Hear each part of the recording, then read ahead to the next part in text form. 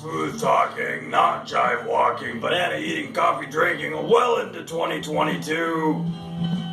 Happy New Year, everybody! It's your host, Adam Jones! Hello, everyone. Hello. Welcome. Won't you be my neighbor? Could you be my neighbor?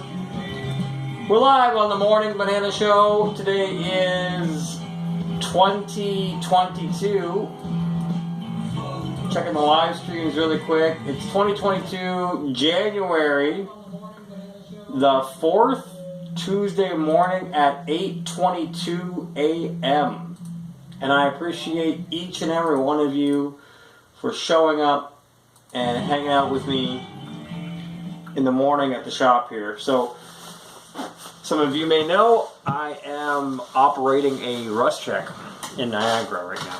So, end of the season, which is kind of, it's like, oh, end of the road, end of the line, you know? And what happens is the bulk of the customers have already come. In fact, the majority of the customers have already come and gone. Operating a seasonal business will teach you these things. That certain things come in seasons, and then when it's over, it's over. And if you can't handle operating a seasonal business year-round, then don't do it, is my advice. So, this is like 25 years later for us. I've said it in many of my videos.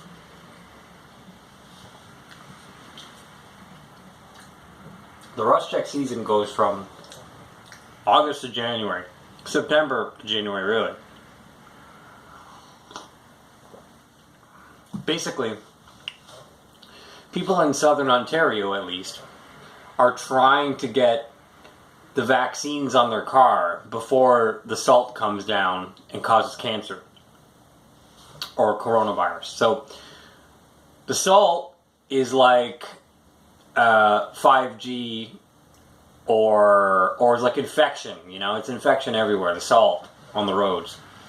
And the weather is like a dark winter. And then I operate as the doctor applying the vaccine to the bottom of your car. So people are trying to get all that done before the salt. And right now, it's like -8 outside. And there's salt all over the place. So that's already happened. So most people psychologically are like, well, it's already on the car, so no point in getting a rust check. Most people. I'll have on my schedule for this week over here. For this entire week, I have less than 10 sprays. So for me, I feel like it's dwindling down. Normally, it's very common in this industry that people will literally close their shop for the season, for the year. I'm not saying that this is a good way to do business or a bad way to do business. I'm saying this is what happens.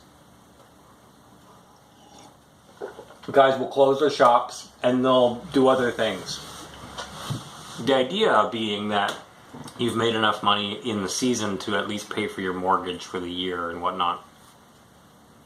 So it's the real hustle here, in my opinion, would be the real estate hustle. The real hustle isn't we're going to go make bank and you know, travel the world and have money fights at home with our piles of cash that we've made from rust check. I don't think that's the real end goal to operating a rust check. I feel like operating a rust check will help you fulfill your real estate hustle dreams, in that if you own the property, you can pay your mortgage, pay the heating bills, pay for the product, pay the staff, and the expenses and overheads, and that's about it. So, I don't recommend operating a rust check in a rental unit or in a leased unit. I recommend operating a rust check out of something that you own, because at least then you can pay for the mortgage, and then at the end of the day, you have the shop, right? So say you've continued on this real estate hustle for your entire career. When you're 70 or 60, you can say to yourself, you know what, I own this building, I'm going to sell it. And you can sell the whole shop. Selling a commercial property could get you some decent coin to retire on. I'm not saying that this is my recommendation for you as a life journey. I'm saying that this is a viable solution for somebody in business in this industry. I'm not laying out your life plan for you. I'm saying you could use that as a life plan. Needless to say, we're at the end of the rush check season, so it's always weird for me because I'm showing up same time, like during November. It was nuts here, like back to back to back to back every day. Not even a time to breathe. And now it's just like it's over. The war is over. In this case, we won. So it's always a little weird for me coming to the shop January and February. I'm always like, okay, eventually we gotta shut it down.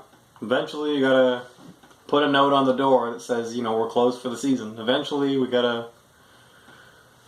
So yeah, and we do other things. And that's the way she be. Yeah, so more importantly, how are you?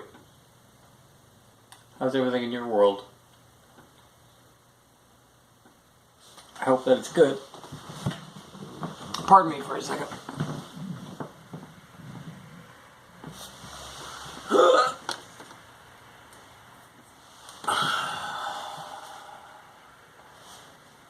I hope I'm not going crazy. I feel like I just noticed a leak in the water heater above my head. There's a water heater upstairs. And I feel like there's a wet spot on the ceiling. So that's fun. Well,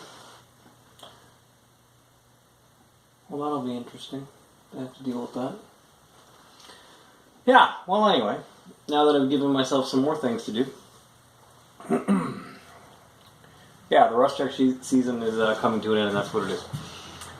Cool thing is I met some interesting people this season. I met some people of like mind, and a lot of people that weren't like-minded. It's understandable. I closed out another year's worth of receipts. Another year's worth of business receipts right here. So this is 2021 and all the Visa receipts. This is just my Visa that I used. And this, for contrast, is my Home Depot receipts. So this year wasn't a very heavy year on the Home Depot card. But on the Visa, this is pretty much normal for me, by the way. I mean, a year's worth of business expenses. We give that to the accountant. They cross-reference everything, which has already been done anyway, but they cross-reference anything. Did Adam really spend, $1,000 on rags this year? Yes, I did. Couldn't we invest that money into a washing machine? We've done that in the past. We've had a washing machine at the shop just to wash rags.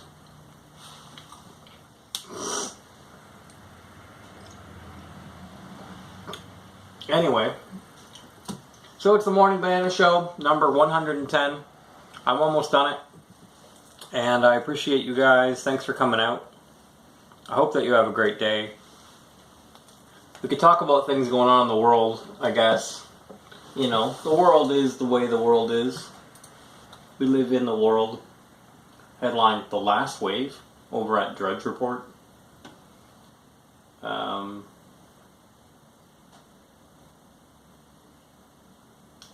Yeah, I don't know. Monotopic. There's only one thing worth talking about, according to mainstream media. It's monotopic. Monotopic. Mono-themed. Yeah, nothing else worth talking about, I guess, these days. It's just one thing. It's kind of boring. And this,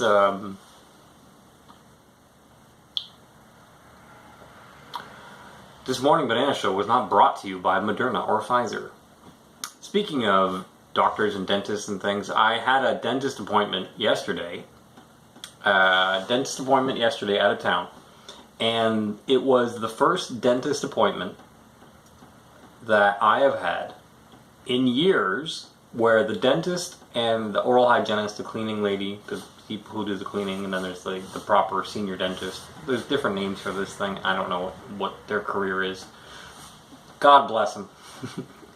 These people, great people. They both were in my mouth looking around and they're saying, Adam, whatever you're doing, keep doing it. No issues. No cavities, no nothing. And for me, that was like, that's over like 10 years coming. I've spent a lot of money on the teeth. And my teeth aren't perfect. They said, oh, I need braces. I'm laughing. I'm a 40-year-old man. I am not getting braces. But yeah, so I don't know what to tell you. Take care of your teeth. Floss. Use an electric toothbrush. Use the technology that we have. The handheld toothbrush doesn't work.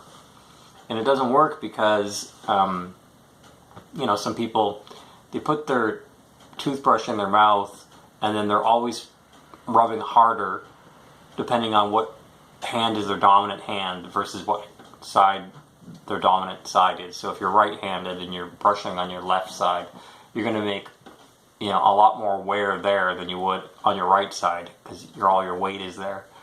And then you're going to be brushing harder in certain spots of your mouth where you won't be brushing harder in other spots.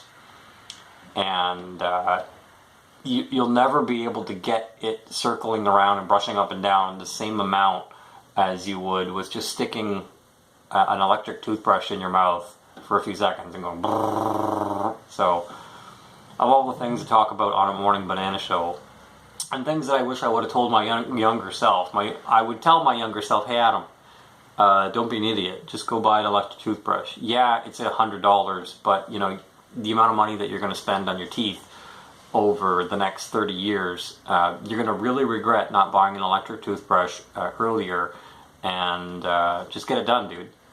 That's what I would tell my younger self. I find the best way to brush your teeth is at night, right before bed, and then immediately when you wake up in the morning. That way you know you're brushing your teeth twice a day. And I got that idea from watching Pulp Fiction. And it's worked for me ever since.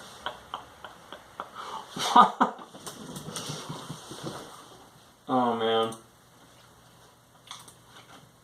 I love doing the morning banana show because I talk about things that I don't know what the hell I'm talking about because I haven't had a coffee yet. My whole rule for life and my relationships has been do not have a serious conversation before noon.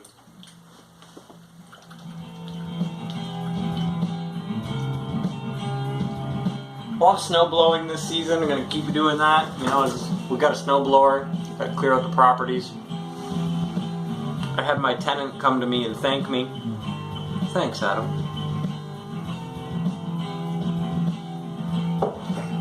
For plowing the snow. You're welcome.